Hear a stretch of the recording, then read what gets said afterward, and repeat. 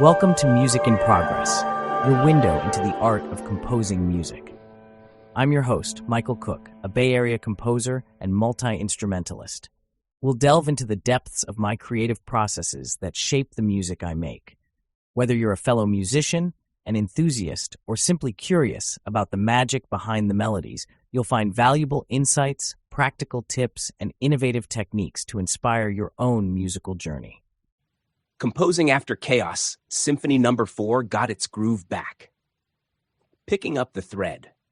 It feels good to be back in the rhythms of composing again.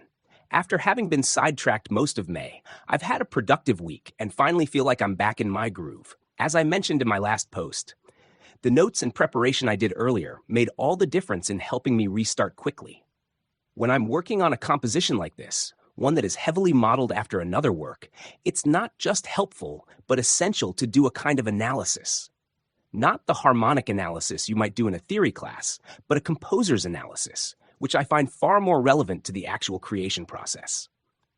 Why Beethoven and Hindemith? My plan for this movement has always been to blend Beethoven's structure with Hindemith's melodic and harmonic language, as well as touches from other modern composers, and myself. Though separated by more than a century, Beethoven and Hindemith share some deep musical DNA. Both were structural architects who treated form as an expressive engine.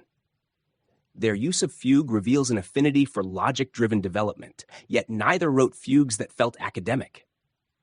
They wrote them to surge forward, to surprise, to erupt. Beyond form, both composers embraced harmonic exploration. Beethoven pushed the boundaries of classical tonality, while Hindemith extended tonality without abandoning its center, favoring harmonic motion driven by intervallic tension rather than traditional chord progressions. In this movement, I wanted to borrow Beethoven's structure and variation technique while infusing it with Hindemith's melodic contour, harmonic spacing, and distinctive use of quartal voicing. Where Beethoven often builds momentum through rhythmic drive, Hindemith does so through layered texture and shape. The result, I hope, is something that sounds coherent, yet unexpected. A composer's map. For this movement, I created a marked-up version of Beethoven's Symphony No. 3, fourth movement, which I'm using as a formal model. I mapped out the primary themes, recurring rhythmic ideas, and key structural shifts throughout the movement. These annotations give me a roadmap, not just of the form, but of how thematic ideas are varied, developed, inverted, or fragmented across the work. Since I'm substituting Beethoven's theme with my own, having both my theme and Beethoven's original annotated in parallel is incredibly useful. I can track where he used variations and apply my material in analogous ways, while staying flexible enough to revise as the music unfolds. Fugues and rhythms. This week, I dove into the section that was one of the original reasons I chose the Eroica finale as a model, the first fugue variation.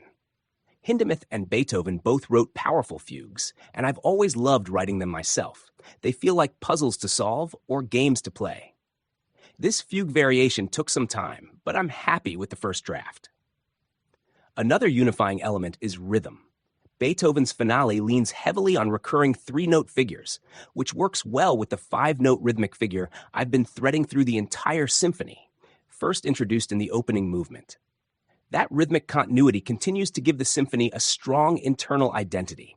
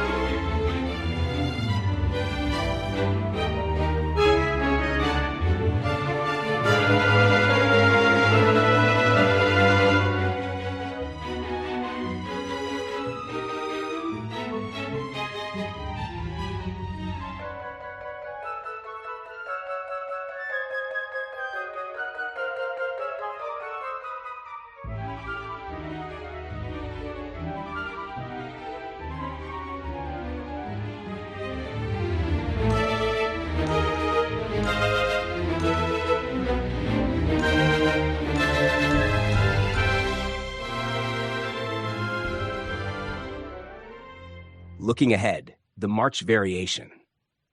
I was able to complete about 1.5 minutes of music this week. That may not sound like a lot, but I'm very pleased with the progress, especially after the long break. Right now, I've stopped just before the next major section, the March variation. The transition into it isn't quite right yet. It leans too far into Beethoven and not enough into Hindemith, especially in terms of harmonic language and phrasing. But that's okay. Sometimes you have to move past a tricky spot to better understand how to reshape it later. Tools that help. One tool I've come to love is the comments feature in Dorico. Instead of having to keep a separate file full of reminders, I can leave a comment directly on a measure while I'm working. It's like dropping a note to future me exactly where I'll need it. Instead of revisit chords at measure 125, I can simply highlight that passage and leave a comment while it's still fresh in my mind. Onward. Hopefully this coming week will be just as productive. I'm looking forward to diving into the March variation. With momentum finally on my side again and a plan to follow, I'm excited to keep pushing this symphony toward the finish line.